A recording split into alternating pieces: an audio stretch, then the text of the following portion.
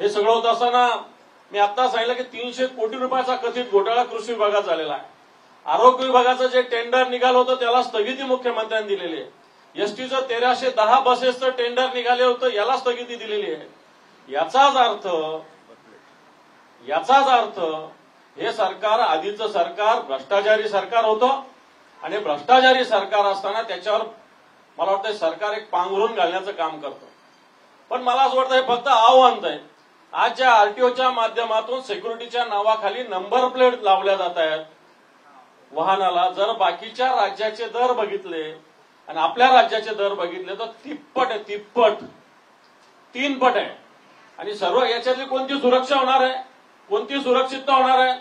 परंतु मला असं वाटतं कोणत्या तरी एजन्सीला मोठं करण्यासाठी अशा पद्धतीनं जर वेगवेगळ्या राज्याचे दर बघितले तर महाराष्ट्रात फक्त 3 एजन्सी दिलेल्या आहे. या एजन्सीत काम करतात का तर नाही करत, या कोणाला तरी काम करायला सांगतात. परंतु महाराष्ट्रातले जर दर बघितले तर तिप्पट दर हे नंबर प्लेटचे या सरकारने केलेले आहे. बदल्या बिदल्यामध्ये सुद्धा कृषी विभागानं जे केलेलं आहे हे मला वाटतं समोर आलेलं आहे.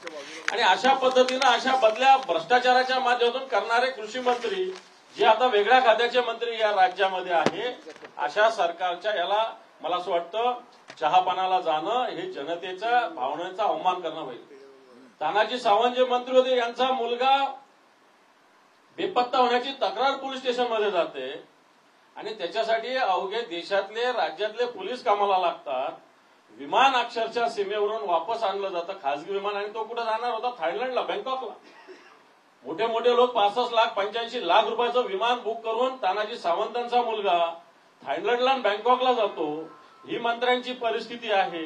आणि एकीकडे सर्वसामान्य माणसावर गुन्हे दाखल होण्यासाठी 24 तास 48 तास पोलीस घेतात. अशा पद्धतीची या राज्याची स्थिती आहे. काल परवा मुंबईच्या विषयी आर्थिक महत्व कमी झाल्याची भूमिका मुख्यमंत्र्यांनी मांडलेली आहे. आज मुंबईचं आर्थिक महत्व संपलंय अशी भूमिका जर सरकार मांडत असेल आणि या मुंबईचे वेगवेगळे ऑफिसेस, मुंबईतील पेटंट्स असेल, डिझाईन्स असेल, ट्रेडमार्क्स असेल, याचे ऑफिसर जर या मुंबईच्या बाहेर नेत असतील तर मला असं वाटतं ही मुंबई, ही महाराष्ट्राची मुंबई, 106 हुतात्मे होऊन मिळवलेली मुंबई, जर तिच्याविषयी या सरकारची भूमिका असेल तर मला असं वाटतं त्याचा निषेध विरोधी पक्षाला करावा लागेल. या मुंबईमध्ये ठिकठिकाणी मागच्या काळात 2.5 वर्षापूर्वी आलेल्या सरकारने 4000 कोटी रुपयाचे रस्ते करण्याचा निर्णय घेतला. परंतु आज याच्यातले 25% सुद्धा रस्ते झाले. या मुंबईतले सगळी अख्खी मुंबई रस्त्यांना ठिकठिकाणी खोदून ठेवलेली आहे. रस्त्यावर पादचाऱ्यांना सुद्धा अवघड झालेलं आहे चालणं, मोठी वाहनं चालणं तर अवघड. परंतु अशा पद्धतीने मुंबईचं विद्रुपीकरण हे सरकार घेतं. इकडे अशी स्थिती असताना कापूस असेल, सोयाबीन असेल, तूर असेल, हरभरा असेल, या पिकांची स्थिती सुद्धा तशीच आहे. सोयाबीनचं जेवढं उत्पादन झालं त्याच्या 10% 15% सुद्धा नाफेडनी खरेदी केलेली नाही. एकीकडे खरेदीची मुदत द्यायची, एकीकडे बारदाना उपलब्ध नाही, गोडाऊन उपलब्ध नाही.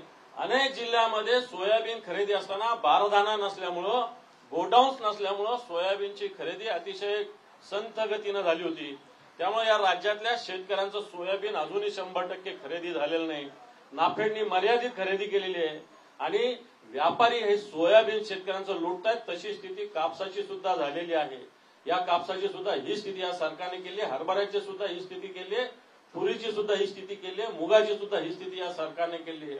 आणि मग सरकार अशा पद्धतीनं शेतकऱ्यांना नागवणारं हे सरकार या महाराष्ट्रात आहे. दुसरीकडे या सरकार येताना भारतीय जनता पार्टीनं शेतकऱ्याला कर्जमाफीची घोषणा केली होती. परंतु या कर्जमाफीचा कुठेही उलट अजितदादा सारख्या उपमुख्यमंत्री असं बोलले की आमच्या जाहीरनाम्यात किंवा मी सभेत कुठेही कर्जमाफी विषयी बोललेलं नाही, अशा प्रकारचं वक्तव्य राज्याच्या उपमुख्यमंत्र्यांनी केलेलं आहे.